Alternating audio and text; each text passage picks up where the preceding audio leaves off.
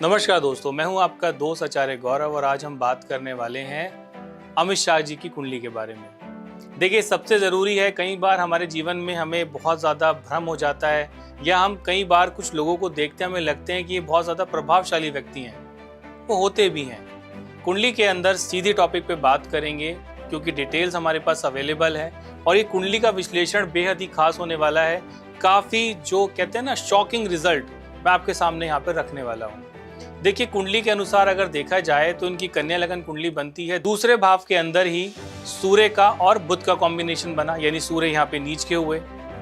कुंडली के अंदर अगर मैं बात करूँ 11वें भाव की तो वहाँ पे जाके बैठ गए हैं, आपके मंगल की स्थिति है। 11वें भाव में मंगल, यहाँ पे क्योंकि कर्क राशि उदित होती है तो मंगल नीच के हो गए, सूर्य नीच के, मंगल नीच के।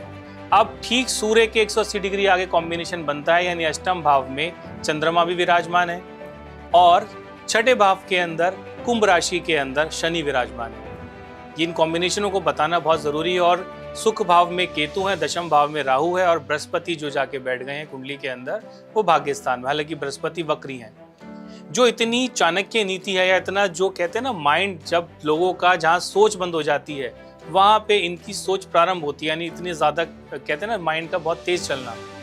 कई बार कुछ चीज़ें हमारे जीवन में बहुत अच्छी होती हैं तो उसका नेगेटिव रिजल्ट भी बहुत पड़ता है। यानी चंद्रमा अष्टम भाव के अंदर आपने देखा होगा कि बहुत गलत होते हैं, लेकिन यहाँ पर शनि की दृष्टि और सूर्य बुध की दृष्टि ये दर्शाती है कि इनका जो जन्म है, पहली बात तो ये पूर्णिमा का जन्म है। दूसरा एंगल अगर हम समझे तो चंद्रमा और लोगों के मुकाबले बहुत अधिक ये सोचते हैं चीज़ों को, यानी कि इनकी जो सोचने की जो क्षमता है वो और लोगों के अकॉर्डिंग बहुत ज़्यादा अधिक है, बहुत ज़्यादा क्लेवर है। लेकिन यहीं पे एक मिस्टेक हो जाती है जो हमें अक्सर तंग करती है। चंद्रमा अष्टम भाव में है, शनि देख रहे हैं, सूर्य देख रहे हैं उसको पूर्ण दृष्टि से, बुध पूर्ण दृष्टि से देख रहे हैं, तो ये कॉम्बिनेशन चंद्रमा को बहुत क्लेवर तो बनाता है। लेकिन अष्टम भाव में चंद्रमा कई बार सडन होने वाली बीमारियां, जैसे हाल फिलहाल में 2023 का अगर मैं समय बताऊं, इनकी दशा मंगल में राहु का प्रारंभ होना। अब मंगल नीच के विराजमान है। मंगल से देखा जाता है ब्लड की तासीर, ब्लड का मोटा पतला, गर्म होना, ठंडा होना, ब्लड से जुड़ी हुई बीमारियां। अब वही मंगल इनकी अष्टम दृष्टि से देख रहा है इनकी कुंडली के अंदर छठे भाव को, यानी शनि के ऊपर, यानी कि खून से संबंधित बीमारियां, ब्लड से रिलेटेड इश्यूज।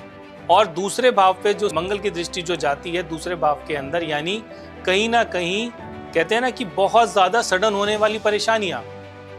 2023 से ही इनके बहुत ज्यादा क्रिटिकल योग बनते हैं बीमारी को लेकर, परेशानियों को लेकर।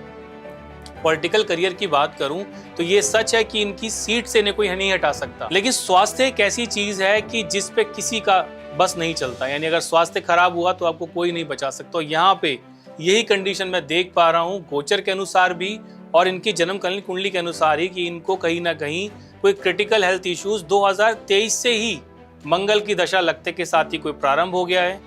हुआ है या नहीं हुआ वो बात की बात है, लेकिन ऐसी परिस्थितियां मुझे देखने को मिलती हैं और ये समय जो है इनका आने वाला समय भी इतना बढ़िया नहीं है।